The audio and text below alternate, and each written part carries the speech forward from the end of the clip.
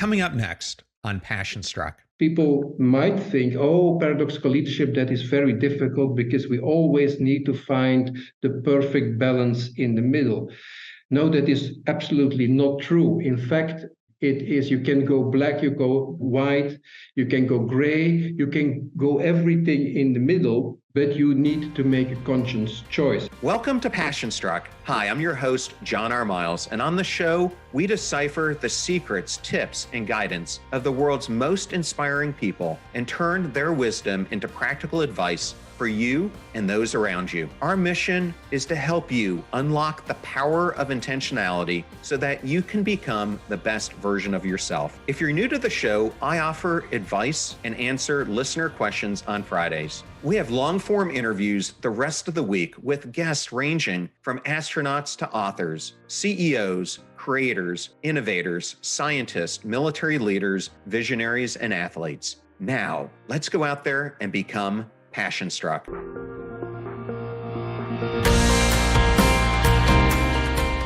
I am so excited today to welcome Ivo Brughmans to Passion Struck. Welcome, Ivo. Thank you very much. Thanks for having me. Well, today I'm going to put it up here. We're going to be discussing this great book, Paradoxical Leadership, and congratulations on its release. I know that this is an update to a book that you had originally written in Dutch, but I'm glad that you have created one in English as well, because it is such an amazing read. Thank you very much. Yes. It is, let's say, the first Dutch version was in 2016, but well, it developed and it got all the experience of all these years in it. Yes, so you had many more years to make it even better, which is great. Mm-hmm. Well, in your work, one of the things you often discuss is the concept of opposing poles. And I wanted to ask you, how are polarities the lifeblood of adaptive systems? Well, every adaptive system is either it is an ecosystem, or is it an organization, a society, or yourself. We have these opposing forces to adapt to the ever-changing environment. And for example, we as persons, we need to be active and to rest. And this is normal, a kind of very fluent process, because they are self-correcting mechanisms, in fact, and you don't have to do a lot about it. But what the issue is often that we try to box these different polarities and to separate them so that the natural feedback mechanisms don't work anymore. For example, in an organization, if you see this flip-flopping, this pendulum movement from one side to the other, because then we choose for one strategy, let's say to centralize, and then we go too much in one pole and we have to correct in the other sense. So we have to go extremely to the other side to counterbalance, and then we decentralize. And it's the same if we put these polarities of the different poles in different departments of different units, because they have their own focus and they stop talking to each other. And that's also one of the reasons why polarization arises, because there is no normal feedback mechanism between the yin and the yang in the system. So in fact, this whole idea of paradoxical leadership is also to reconnect these poles who we have separated, so that they can work together and be a driving force instead of something that is splitting or is divisive in one sense or another. I also wanted you to perhaps discuss this in a personal context. And in the book, you bring up Esther Perel's book, Mating in Captivity, where she explores the secret to happy long-term relationships. How do polarities in our inner world drive our behaviors and long-term success of things like our relationships? Yeah, because, for example, and it's interesting, the example of Esther Perel, because she said, well, we identify a good relationship with being very close to each other, to very loving, etc. That's one side of it.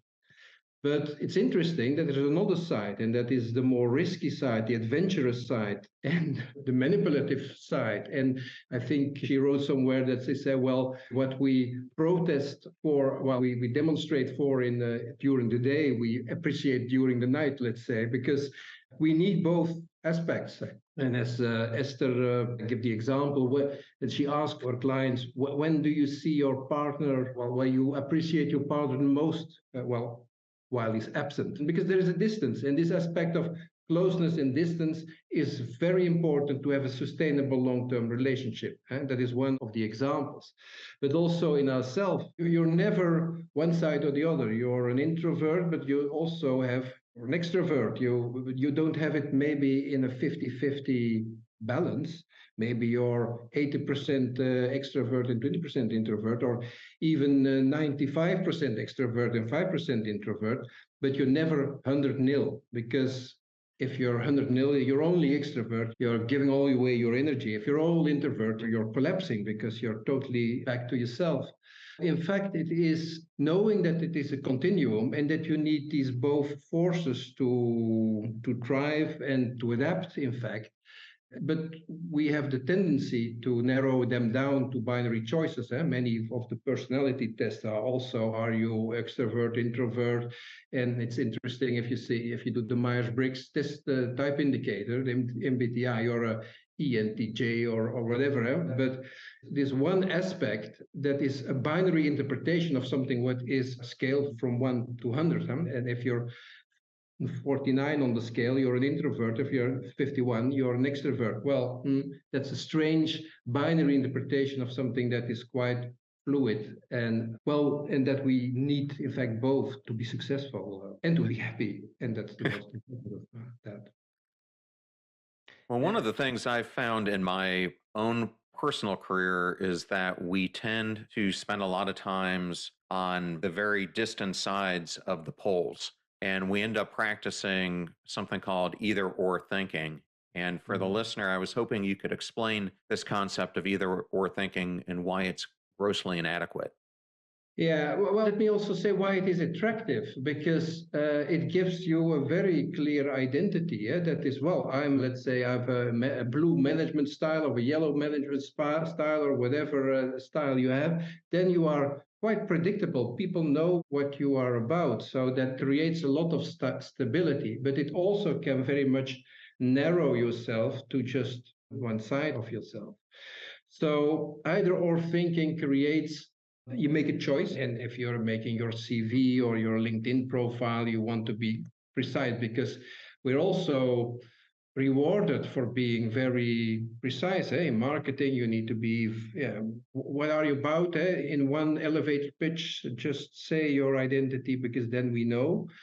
And that can be helpful. That can be helpful as it creates clarity. However, it is also very detrimental, because we have all these other aspects of ourselves that we put aside, and that's fine that we do that in our spare time. But anyway, we need this balance for our success, but also for our well-being. But it is very, and then we see, for example, that the system always self-corrects. But it can be with a big bang, or it can be very fluently. If I, for example, I listen well to my body, then I'm getting tired, I'm going to sleep. That's the normal flow. But if I say, well, no, I need to finish this, etc., and then I work part of the night, then I have to, the day after or 2 days after, I will be very tired. I have my rebounds from that. The system always self-correct, but therefore it's also very important to listen to the signals in yourself, but also signals in organizations, signals that are, people can sense this. People can sense this, that you're going a little bit too much in one direction, and that there needs to be a correction on the other side. And it's better to implement that correction yourself than that the system correct itself and you're, let's say, more a victim of the system than you control it in some way. Well, one of the things you describe in the book is the concept of the polarity wheel. And I wish it was something that we could show the listener, because I think it does a great example of some of the things you were discussing about. But I was hoping you might be able to explain to them what it is and how you might utilize it. That's an interesting one. In fact, to deal with polarities, I propose in the book basically three steps. One of these is naming these polarities, because the polarities are under the surface. They are not very tangible. We often see dilemmas, but we don't see the polarities that are beneath it. Secondly, is valuing these both sides, and because they have both value.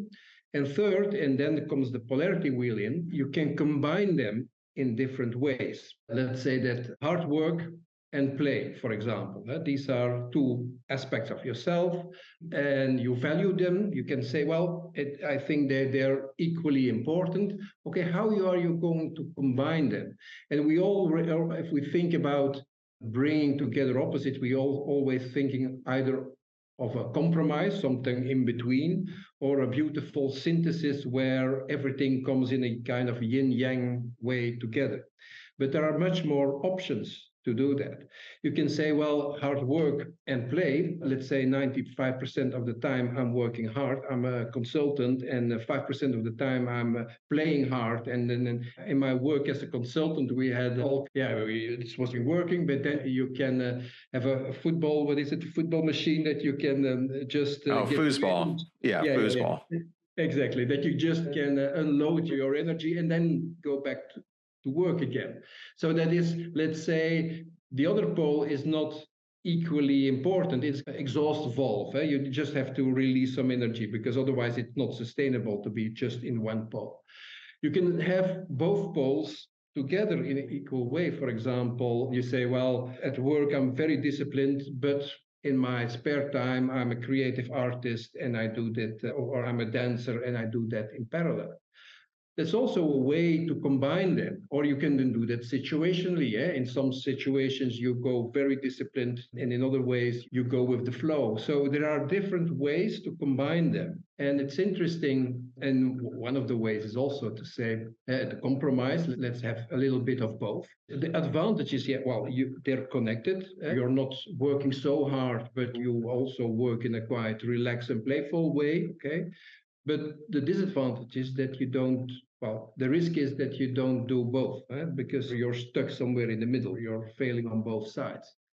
So it's interesting to explore other ways to combine them. And in the polarity wheel, levels 6 and 7, because there's 7 levels, we cannot visualize it here, is, for example, creative combinations. How interesting is that, for example, I don't know if it's still the case, but Google used to pay their staff 5 days a week, but 4 days a week they work on a disciplined way on the project of the business. In this 1 day a week, they can freely experiment on the infrastructure of the company. The only thing that they have to do is that they share their results with their colleagues. The innovative spin-off of this 1 day is greater than of the 4 days they work in a disciplined way. So it's, let's say, both poles are closely together. You got the disciplined work and you get play, and you get the best of both things, because the interaction is the sharing of this, let's say, this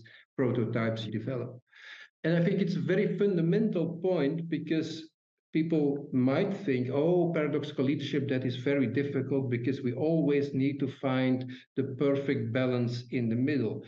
No, that is absolutely not true. In fact, it is, you can go black, you go white, you can go gray, you can go everything in the middle, but you need to make a conscious choice. And in the polarity wheel, you have 7 choices to make to match these both poles. And every possible way to combine them have advantages, but also disadvantages.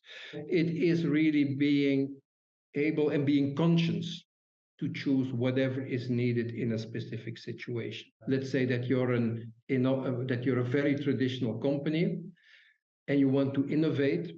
Then you don't step immediately to a kind of synthesis between everything is innovative and innovation is the lifeblood of the organization. Then maybe you start with being a traditional firm and having something, a small laboratory setting beside your primary process where you can experiment. And then you get maybe a first step that you can take. So you don't have to go to a kind of integrated synthesis all of the time. It has advantages and disadvantages. I think a good example of that is Better Up. Within that company, they have something called Better Up Labs, And there's a subset of the company that works within Better Up Labs, but they also have PhDs that are throughout the whole company that can come into the lab or come out of it based on what type of specific need or research that they're trying to undertake. So that might be an example of doing that. Yeah, it's both integrated, let's say, in your core business, and it's also kind of laboratory setting besides it. It's in fact both, and that's a big strength. Another interesting thing that you had in the book about polarities is something called the constellation exercise, where it teaches you how you can explore what your own polarities are. Can you talk about that? Yeah, that's a very powerful exercise. In fact, I do it in every workshop I have, and it gives such a insight, aha-erlebnis, like they say in German, an insight of people how to experience their own polarity. So it's a very simple exercise. In fact, you ask people to choose a polarity that is predominant in their life. For example, between working in a structured way and being very creative, or being, let's say, a harmony seeker, or let's say, yeah, conflict seeker is not a word, but having that clear boundaries. Then they write it on two pieces of paper, on each paper one polarity. Then they lay it on the ground. It's an exercise, they do it in pairs. One is the coach and one is the coachee, and then they change roles afterwards.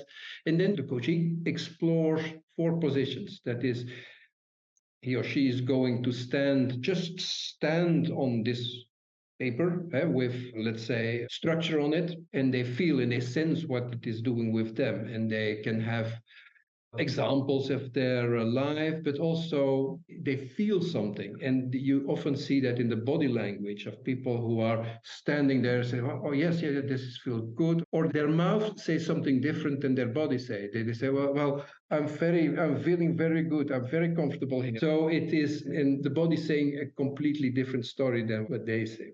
But it's very interesting because the coach gives feedback, and then they explore the extreme of that pole. You go it really you take it to the extreme, and what does that do to you? If you say, well, go to structure, well, then it is a hyper structure, you cannot move anymore, and people have this physical feeling that it does something with them.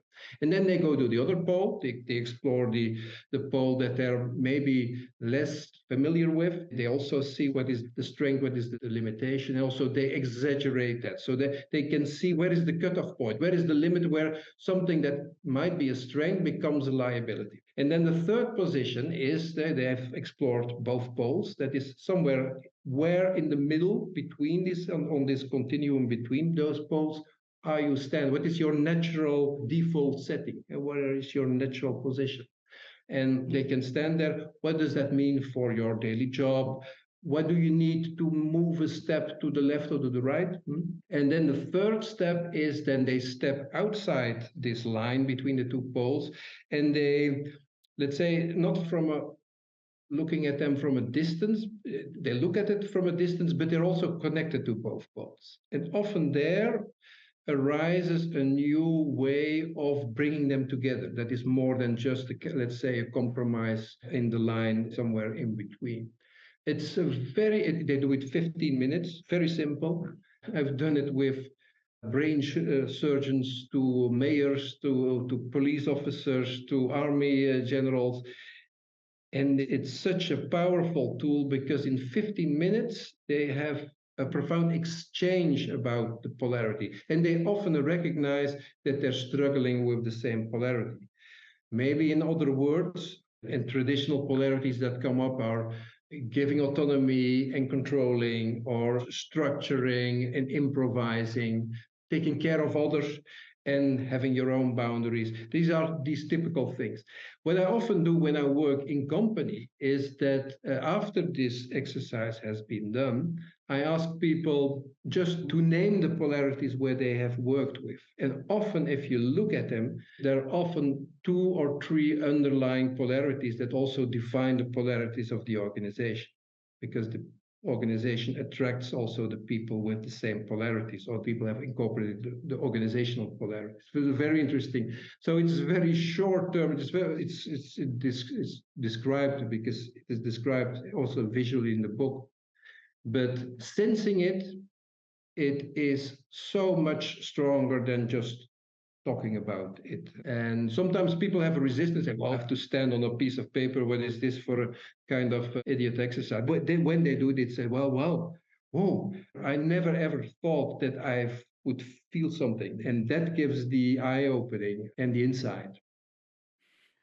Well, it sounds, Ivo, like something that some of our world leaders should do together in an exercise to help them see the different sides of polarity that they're all on.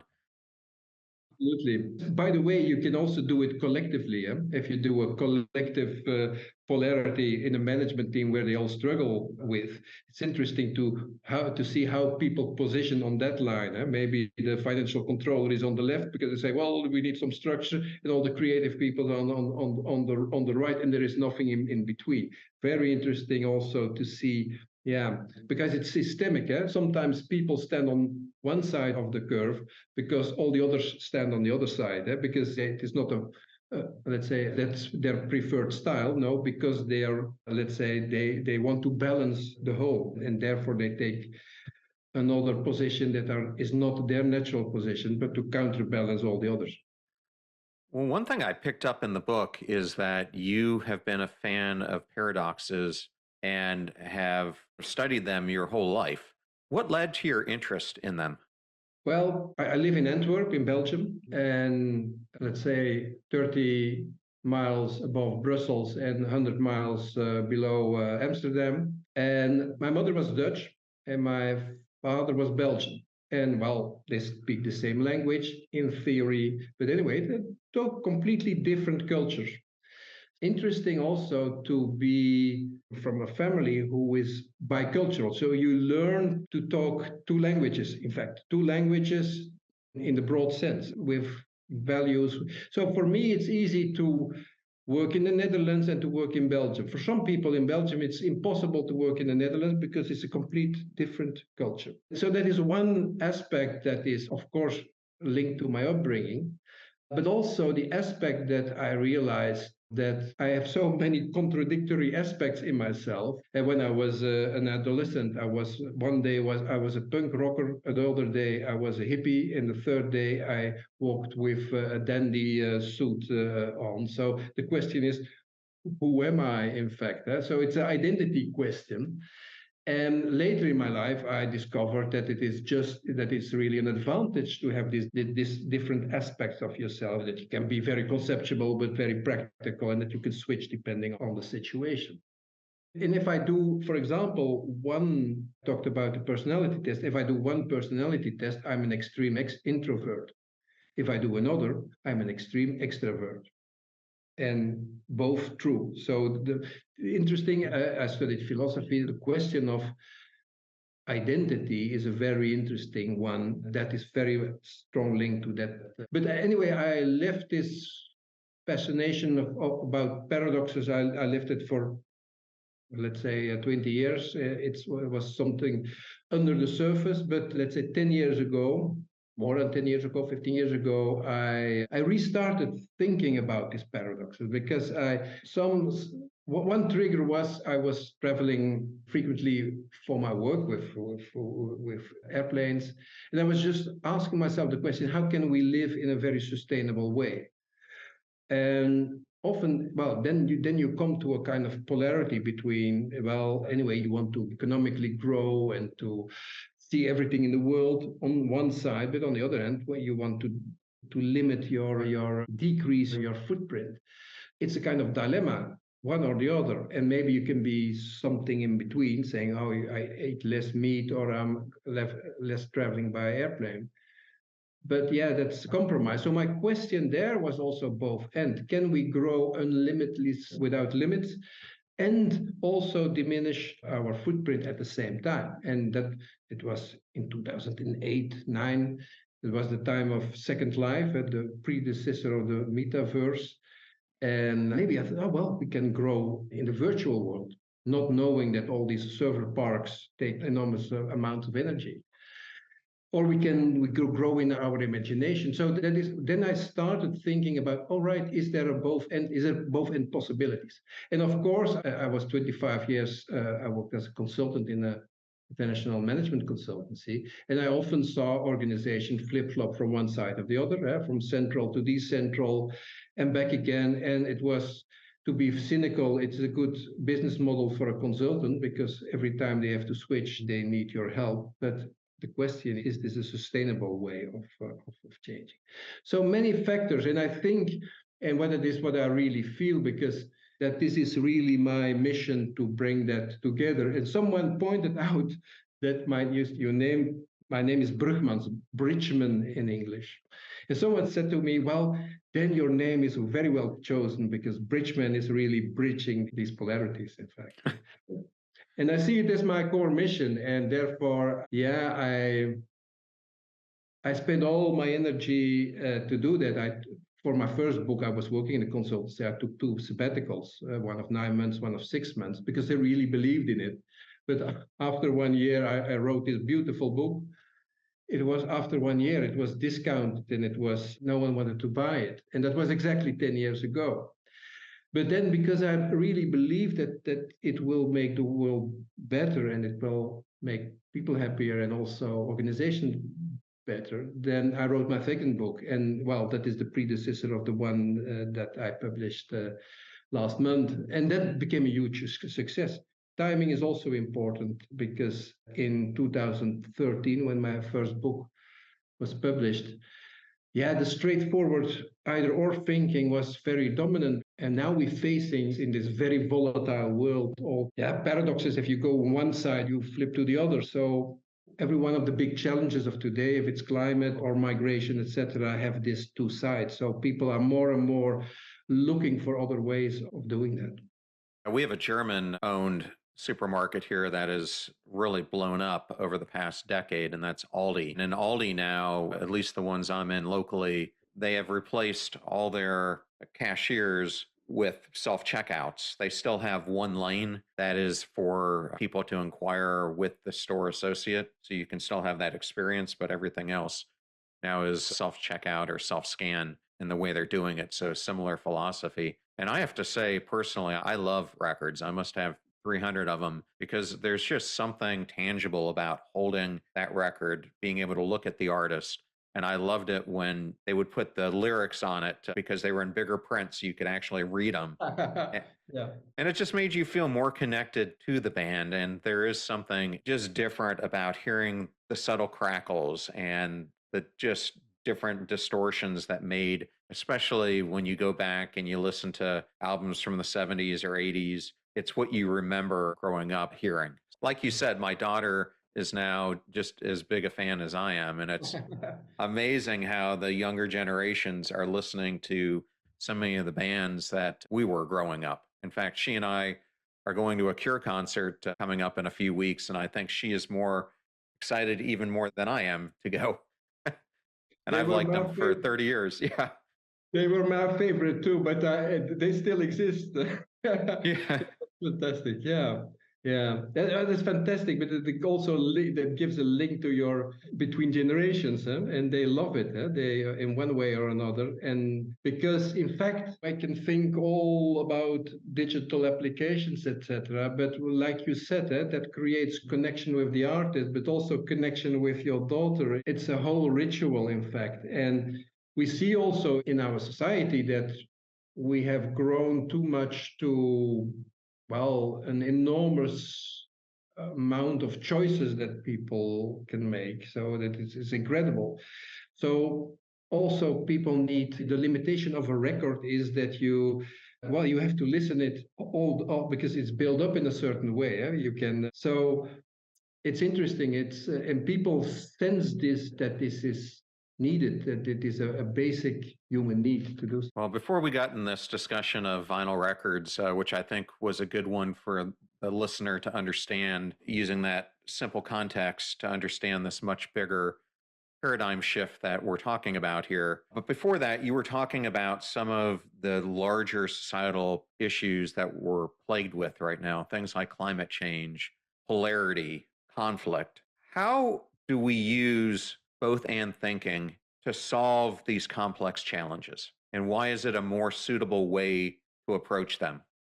Because the aspect of polarity is that we need that these both sides are interconnected. You cannot do one side without the other.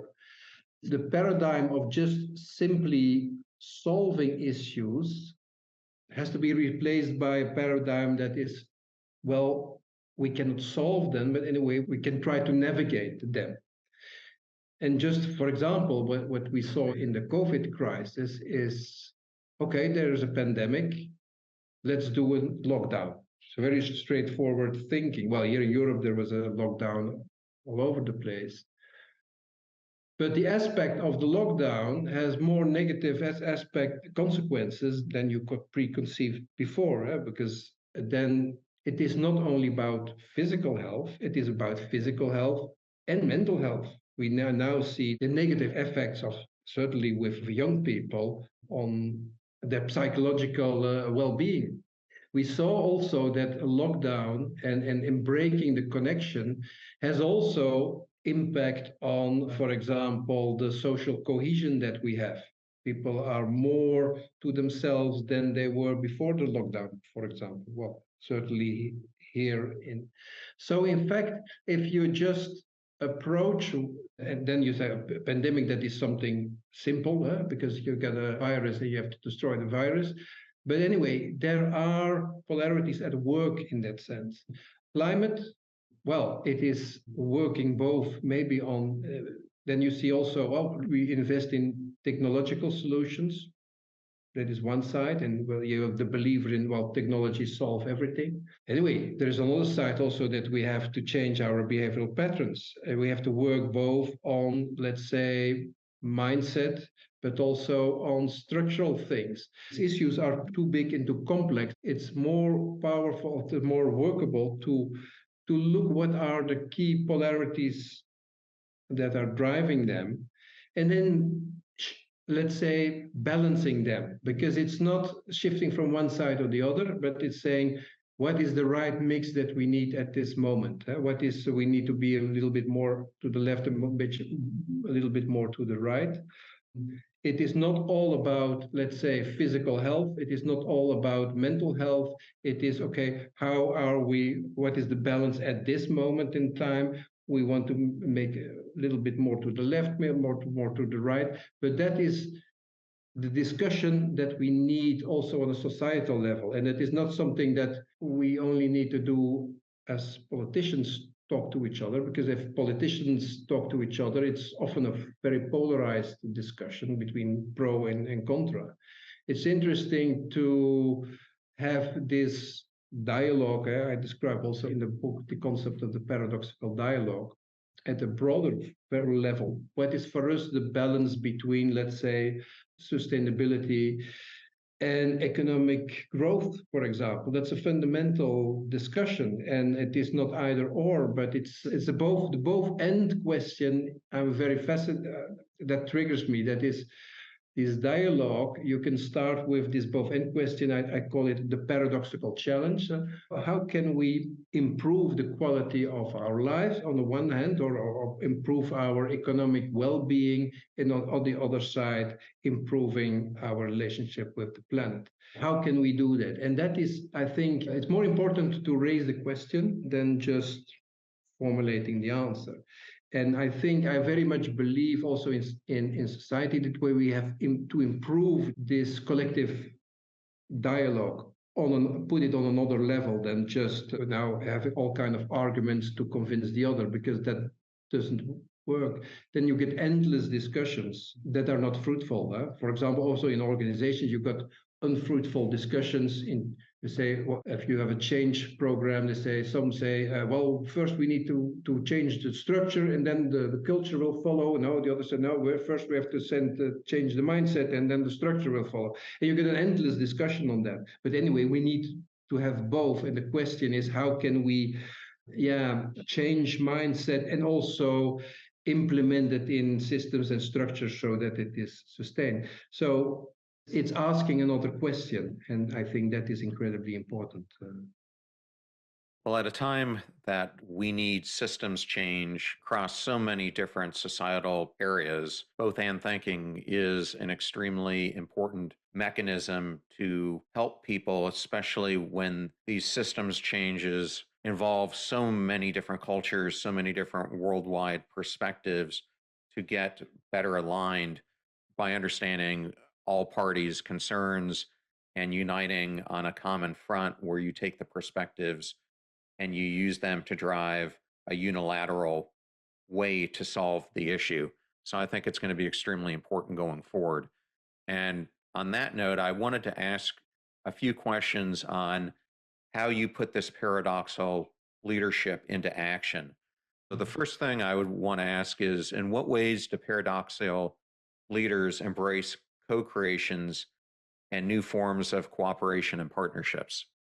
I think this is a crucial point, that our view, how broad and how inclusive it may be, is always partial. And therefore, it is crucial also to include all these perspectives and to bring that together in a good dialogue, because it is, in fact, that is a driving force forward.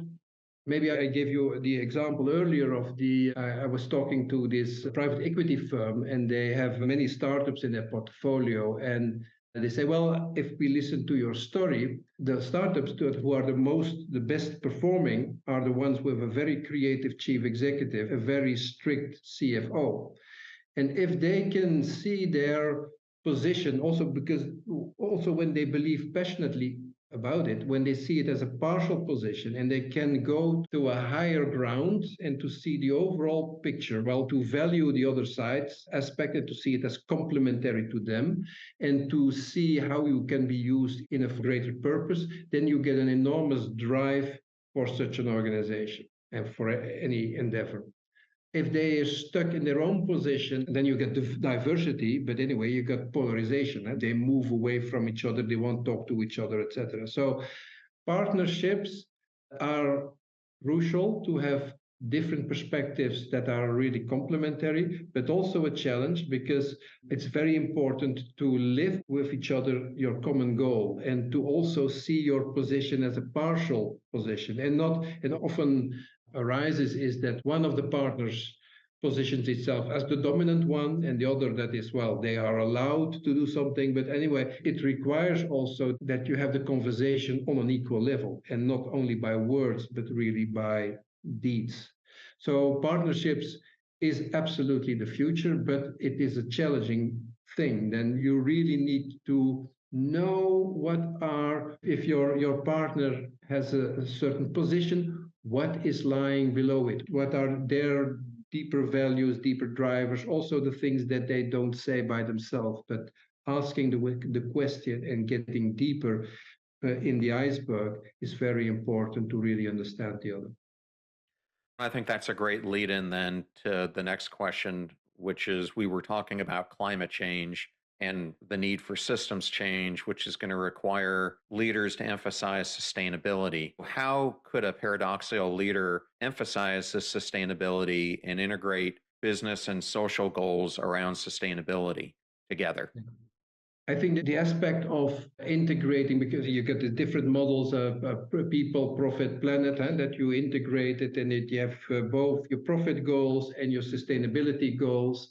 It is often interesting to the aspect of finding them equally important. It's still a challenge because when it comes down to making choices, it's often growth and profitability first, and okay, we have to do something on sustainability. It's been also a kind of cynical exercise in that sense. So it requires that leaders also put the money where their mouth is in that sense, and you need to have both. Also, when you anyway, with the challenges we have today, but also very basically, your clients will immediately feel or see if you're really genuine about it, or is it just a kind of window dressing?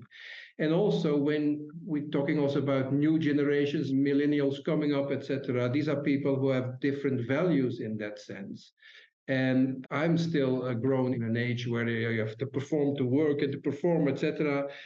But people who are now in their 20s, etc., they have different values. They want also well-being is as important as having a new challenge, and working in contributing to society is also evenly important as making a career. In fact, just to practically survive, in fact, it is not a luxury to really, organizations need to embrace both.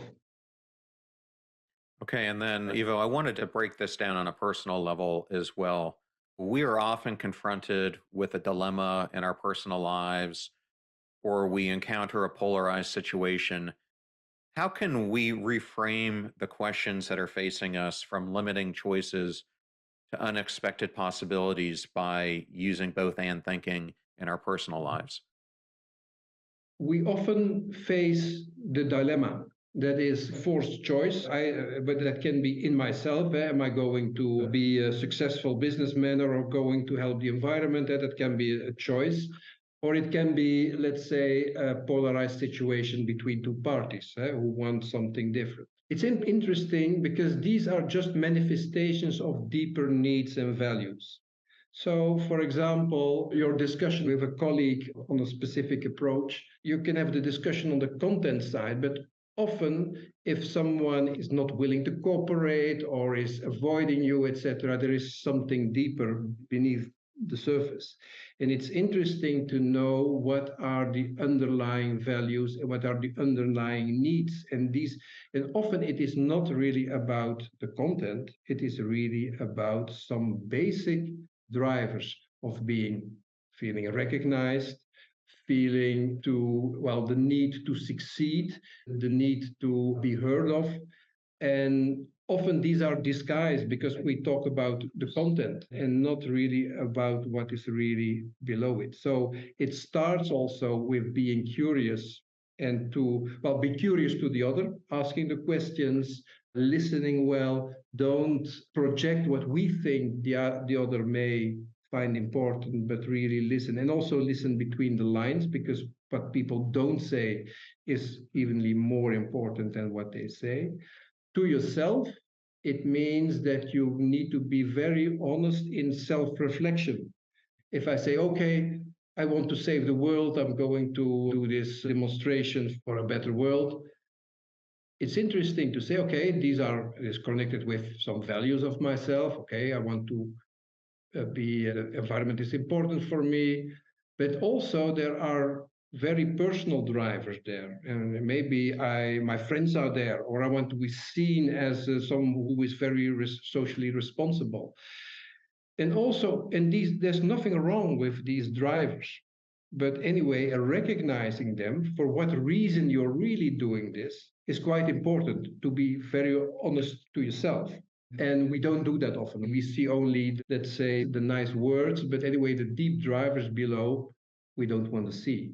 But that self-reflection is crucial, I think, to really work on a better world, because otherwise we keep projecting all the bad things to other people and don't see it with ourselves. Because other people are greedy, other people want to have power, other people want to be visible, etc. I'm pure, etc.